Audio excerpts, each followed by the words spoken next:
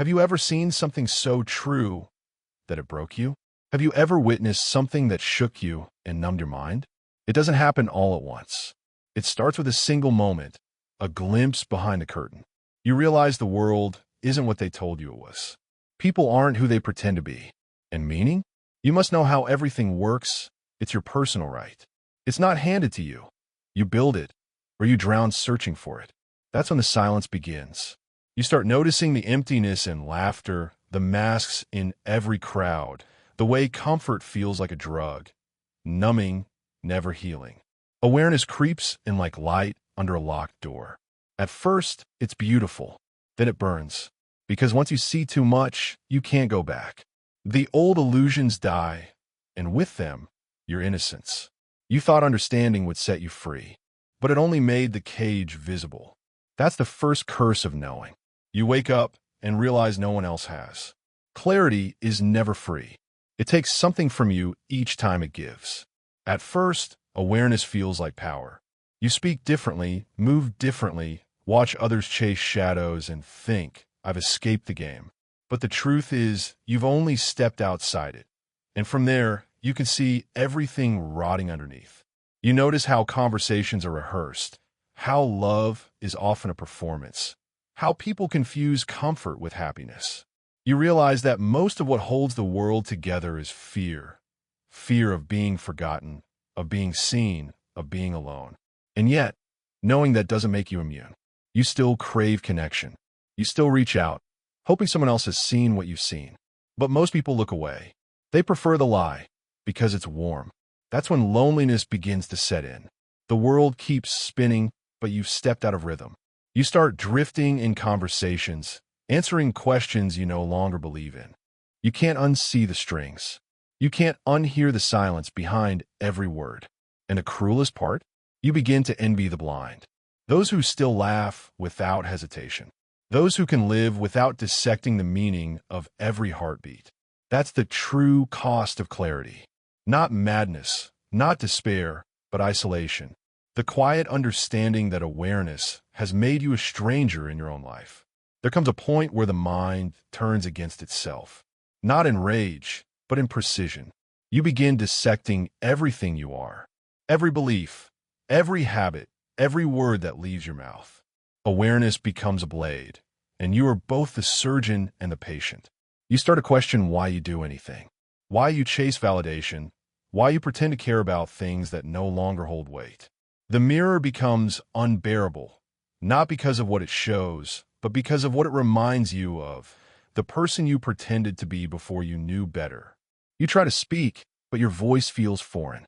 You try to feel, but emotions come delayed, distorted, like echoes in a hollow room. This is the part no one warns you about. The fall doesn't happen once. It repeats. Every time you peel back another layer of truth, another illusion dies, and with it goes a part of your identity. You stop trusting happiness. You stop believing in simplicity. Even beauty begins to feel suspicious, too clean, too staged. The world becomes a stage, and you're the unwilling actor, aware of every line, but forced to perform anyway. And somewhere in that endless awareness, exhaustion takes root. You long for ignorance, for the peace that comes with not knowing. But ignorance won't take you back. It sees what you've become and locks the door. So you drift between days, between thoughts, between versions of yourself. A quiet war begins. Logic against meaning, clarity against comfort. And the more you understand, the more you dissolve. This is where most people turn back. They shut their eyes, silence their thoughts, and crawl back into distraction. But a few keep going. They descend all the way until the self collapses and something older, colder begins to stir beneath it. Because to truly know, you must first unlearn everything you are. At some point, you stop fighting. You stop trying to make sense of it and simply watch. The storm inside doesn't calm, but you learn to stand in the middle of it without reaching for shelter. Thoughts still crash, emotions still tear through, but a strange distance forms between you and them. You become both the subject and the observer. It's a dangerous kind of clarity, cold, surgical. You start seeing patterns in everything. The way pain repeats itself until you finally learn the lesson hidden inside it. The way people orbit their fears, calling them destiny.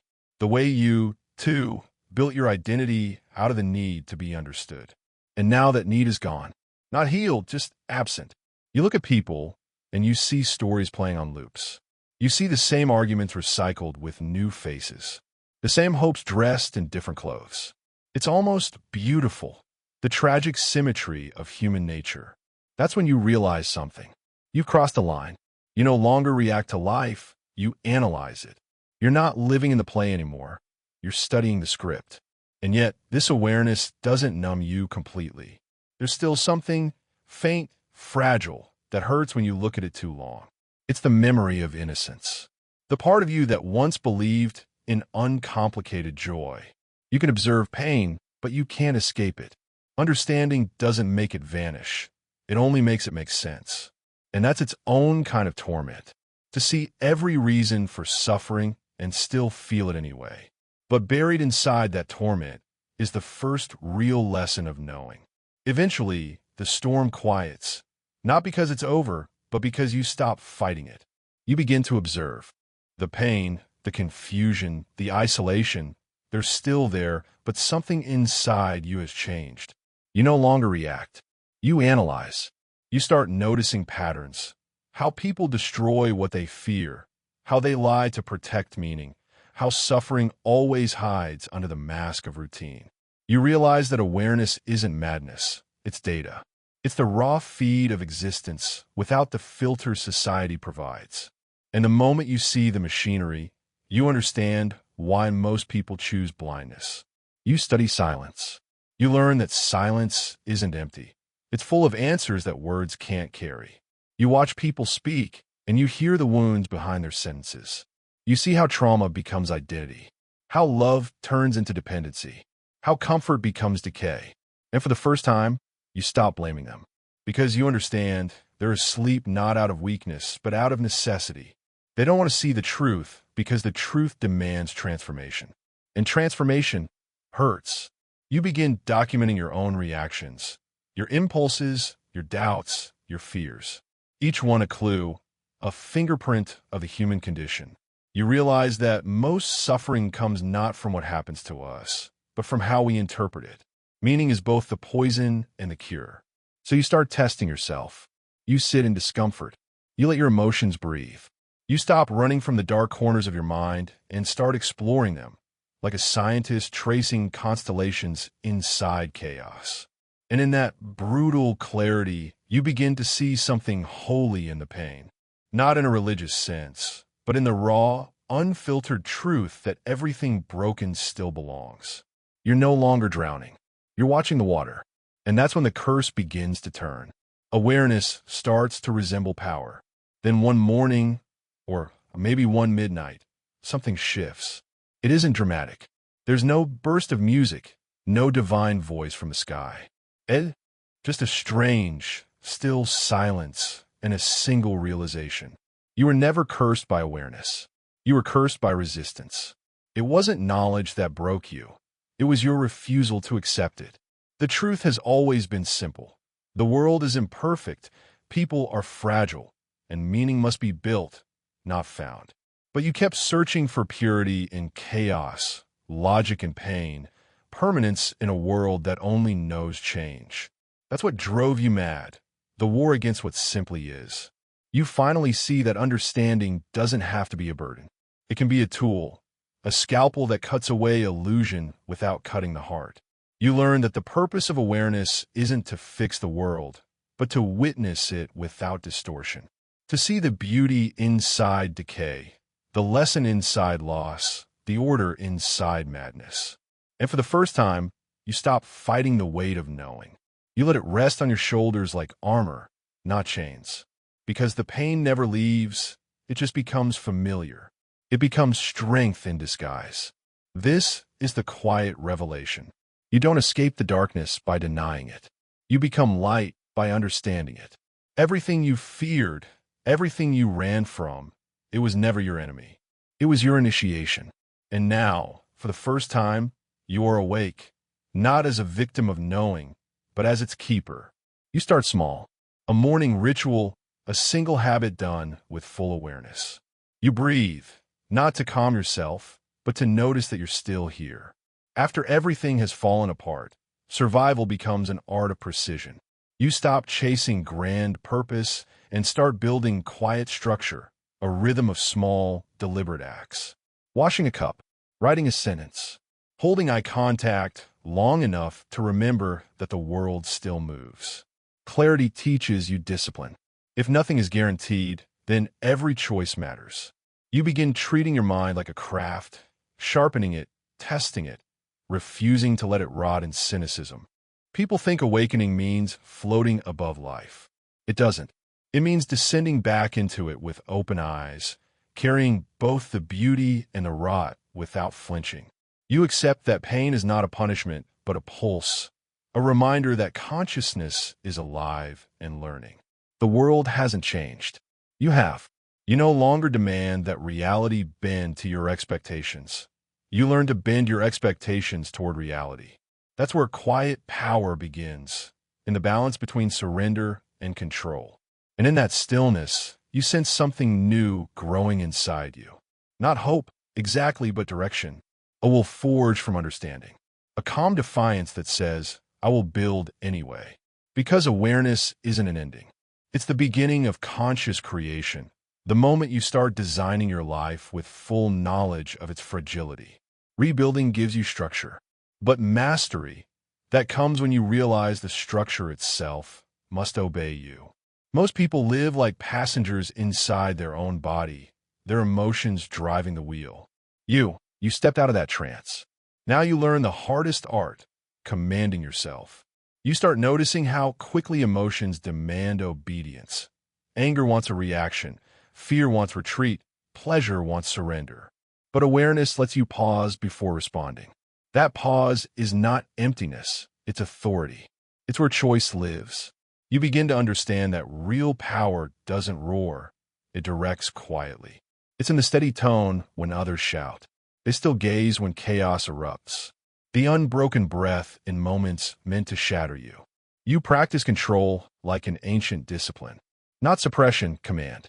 Suppression buries emotion. Command integrates it. You don't kill the fire. You hold it. Shape it. Make it serve you. You study your mind as a battlefield. Thoughts are soldiers. Emotions are storms. Awareness is the general. And under your command, they stop fighting each other. They move with purpose. Your pain becomes precision. Your calm becomes a weapon. And people will feel it. The silence around you won't be empty. It'll vibrate with intent. They won't understand it, but they'll sense it. Because controlled energy is terrifying. In this state, you no longer beg for control over others. You realize the highest form of power is control over self. You become your own law. And from that point onward, nothing external can truly conquer you. Because the war has already been won, inside. You've seen the machinery behind illusion. You've walked through collapse, endured isolation, observed reality without filters. And now the question is simple. What do you do with this awareness? Because knowledge that doesn't change behavior is just decoration. 1. Accept duality. Don't seek perfection. The first lesson, stop chasing the pure. Light and dark are not opposites. They're siblings. The mind that seeks only positivity becomes fragile. The one that embraces duality becomes unbreakable. Every moment contains both growth and decay. Your task is not to eliminate contradiction, but to function within it. 2. Use observation as power. Most people react. You must observe.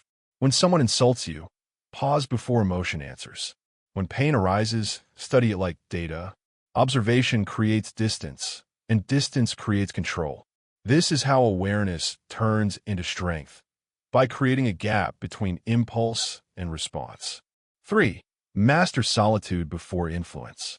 If you can't be alone, you'll always need validation. Isolation is not punishment. It's the laboratory where identity is forged. Spend time in stillness, not to escape the world, but to understand it from the inside out. Influence means nothing if it isn't rooted in internal authority. 4. Build discipline around awareness. Awareness without discipline leads to paralysis. Structure your life like a sculptor structures clay. Boundaries don't limit creativity. They give it shape. You stop needing the world to make sense. You stop chasing meaning like a starving animal. You start living, not perfectly, but consciously. You smile less, but when you do, it's real. You speak less, but every word lands with weight. You've stopped trying to be understood. You've chosen to understand. You've been the observer all along. The mind expands in silence, not to escape the world, but to finally see it as it is.